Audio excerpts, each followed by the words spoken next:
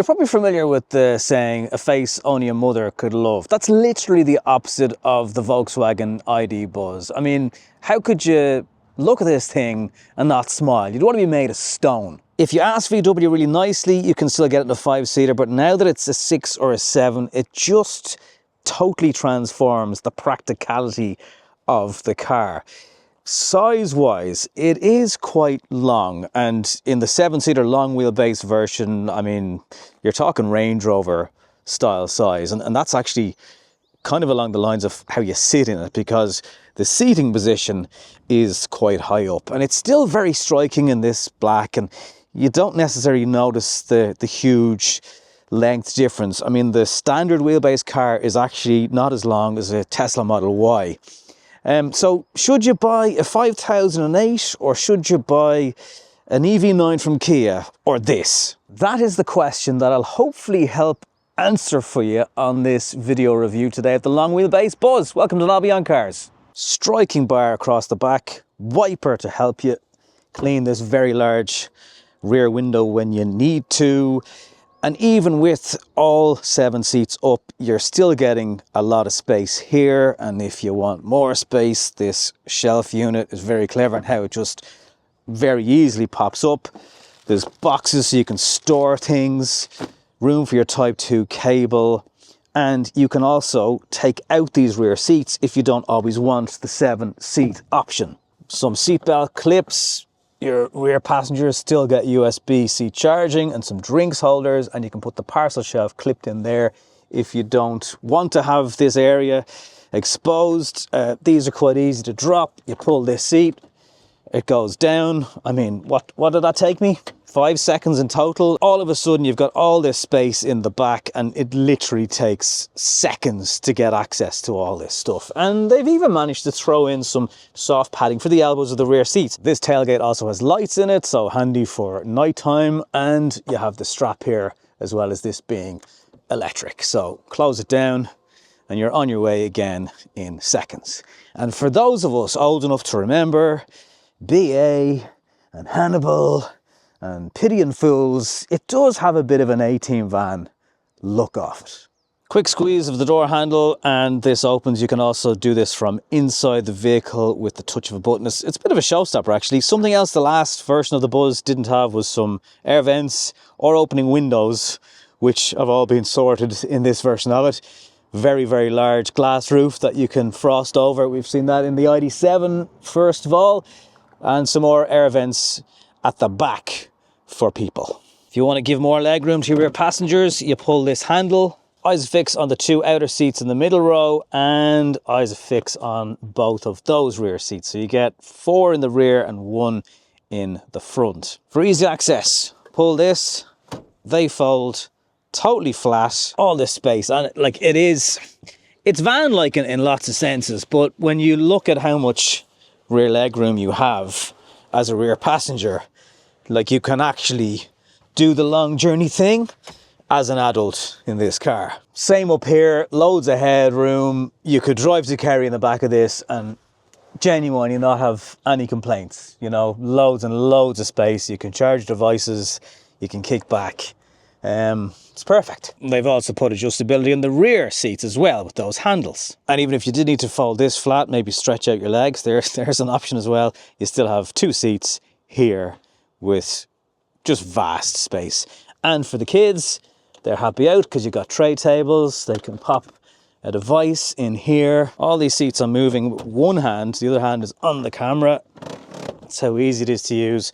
And the middle row get all this leg room. They also get these handles as first seen as in the Beetle. And they can close the door, push this button, you get a warning beep, door closes, job's oxo. And again then, room to swing a cat in here. It's huge. It's really, really practical. And if you did want to sell chips out the window, they've put a button down here. How are you? Do you want to buy some chips? Wax on, wax off. For the sunroof. One area I'm a little bit disappointed in is the design of the seats in this trim anyway. They are comfortable, don't get me wrong, but I just think this design could be in a Dacia. It doesn't feel €67,000 VW to me. Now, I've been in other Buzzes and there's nice spec, and the GTX seats are lovely, but still, this could be better. Eagle-eyed people will notice there used to be another armrest on this side. It's gone. So yeah, still ones here, but not on the other side. Up front in the Buzz, it's still as spacious as ever. Yeah, the haptics are a little bit annoying. The screen is an awful lot better than it was. As I pointed out, the seats could feel a little bit more expensive. Dash cam port up at the side of the windscreen rain sensor area. I do miss the fact that there's no armrest on this side. Like, come on, VW, did you really need to take that away from us? Great seating position. You can double up nearly and lean across on this side of the seat when you've no one in it for the extra armrest support. It wasn't always in the Buzz, but now you can precondition the battery. So jump in, push a button, override the system, tell it you want it to be warm when you get to your fast charger, and it will do its best to get the battery to the optimum operating temperature for fast charging and get on your way quicker. Again, something that should have been there from the start, but thankfully it's here now. The air vents don't exactly point at the driver. They're quite low down, so you'll have to adjust that to get it to your liking. This area can be closed away, but it's got some drinks holders, not a wireless charging plate, but you do find one in here with your USB-C charging. There's another option for that in the passenger side. Loads of space for door bin stuff, and certain parts are nice and premium looking, just like this floating shelf. But I won't lie to you, the tops of those doors, for the driver especially, are hard, but you can rest your elbow down here and that is definitely softer. The screen is as we've seen before in ID3 and ID4. Gear shifter is now up here, and this car has a lovely Harman Kardon system, so you can get little flecks of the logo all around. Also, the sooner VW chuck those haptic buttons in the bin for good, the better. For example, the light switch to turn them on during the day, the amount of times I've turned on the fog lights or the windscreen heater by just pressing that. They're just so finicky. This storage area can all still be removed, but just to give you an idea, this is all the stuff I carry to film a car. Lights, there's the cup holder. This partition doubles up. It's a bottle opener as well if you were camping or drinking glass bottles of soft drinks. So this is a very practical space that just takes everything. There's also been a big power increase in the Buzz now, and towing capacity in some cases. So let's go for a spin and find out more. If you were to assume that the ID.Buzz Long Wheelbase was quite van-like to drive, well, you'd be wrong. It's still on that MEB platform shared with the ID4 and ID3 and so many other vehicles. So it is actually quite car-like to drive. It handles a lot better than you would give it credit for. The turning circle is better on left-hand drive versions, but it's still quite maneuverable for such a large vehicle. And the long wheelbase is quite large. Brilliant seating position. That's where you do feel like you're behind the wheel of a van. If you flick it into B mode, you'll get some regen. That will do a certain element of the heavy lifting for you when it comes to braking. It's not one pedal driving, however. And efficiency wise, weirdly, when I picked up this car, maybe it was whoever had been driving it before me was doing 2 kilometers an hour. It was actually doing 15 kilowatt hours per 100 kilometers. And the battery now in the long wheelbase is about 86 kilowatt hour. The short wheelbase has had a bit of a bump in power as well, and battery capacity. So 300 miles or a little bit shy of 500 kilometers is the claimed range. I think in better weather you'll see sort of 22 kilowatt hours per 100 kilometers, but there are times, especially when the battery's cold, it's doing 35-40 kilowatt hours per 100 kilometers. That's not for an entire journey, don't get me wrong, but I just wanted to point out the real world figures that you can see in this car. It is as aerodynamic as a brick, or so I saw someone else say, a bale of hay. So that's worth bearing in mind. However, I have spoken to some Buzz owners, and Dublin to Cork with a quick Ionity stop in Cashel, for example, is very, very doable. and it means you can do cross-country journeys. And if you're carrying 7 people or even 5 in this thing, chances are someone is going to want to stop for a wee, and that's when you can top it up. But you will be pleasantly surprised at how agile this thing is for something so big. Body roll is not anything like you'd imagine it to be in an MPV. So you can actually have a bit of crack behind the wheel of it, push it on a bit, and it's actually not bad at all from a handling point of view. It will actually probably really surprise you. The long wheelbase, it's a little bit more jittery over things like bumps, speed bumps, because there's just more of it to get across imperfections and poorly surfaced roads. It can be a little bit jittery, but it's not bad. I don't think anyone's going to have complaints down the back. Towing capacity on the GTX, the all-wheel drive version, is 1,800 kilos.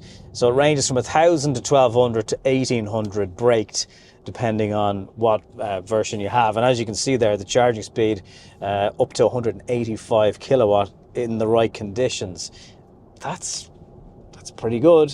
Because it mixes so much of the car stuff well with what is a van-sized vehicle, I am left wondering and pondering, is this the best all-round 7-seat vehicle on the market today? The EV9 is a brilliant feat of engineering. It's just maybe not as useful as this thing, looking at all the interior space. And I've found 1 or 2 bargains, if you want to call it that, of the GTX version on Done Deal. And you can get it for about €70,000 in GTX trim, which I have driven. There's a video for that as well if you want to look it up, but it is very quick, and I just don't know if it needs to be that quick. By the way, you might be interested in a new motoring podcast that I'm involved with. It's called Drivers Republic Podcast.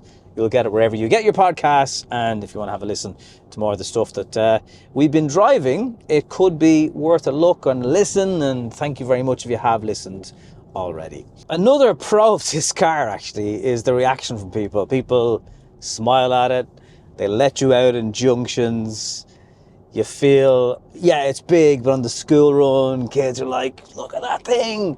There's a real feel-good factor with the ID.Buzz that you just don't see that often in cars these days, especially modern cars. And I suppose that again comes back to just that face on it. It's just a very cute looking thing that happens to be very, very useful for getting people around in. ID.Buzz, just a little bit better now. I'm not saying it's a cheap car, it's not. €67,000 is a lot of money. The residuals on these cars though, particularly on the Buzz, seem to be very, very strong. Similarly with the EV9 from Kia, which is maybe a bit more car-like, but this offers way more space. Maybe it doesn't do the same level of fast charging, but it's still pretty decent. And I just think it looks so cool. How can you not like this thing? And now that it's more practical than ever, it's just a shame they're not putting a camping version of it. That will be in the new California, which is the multivan, now available with plug-in hybrid for the first time. That's always been a diesel. But on another test with a Buzz, I did manage to fit an inflatable mattress in the back. So it can be done. You just need blackout blinds and all that aftermarket stuff. But if you need something to get loads of people around all the time in very cool retro looks, it is your only man. Thank you very much for watching. I'll see you in the next one.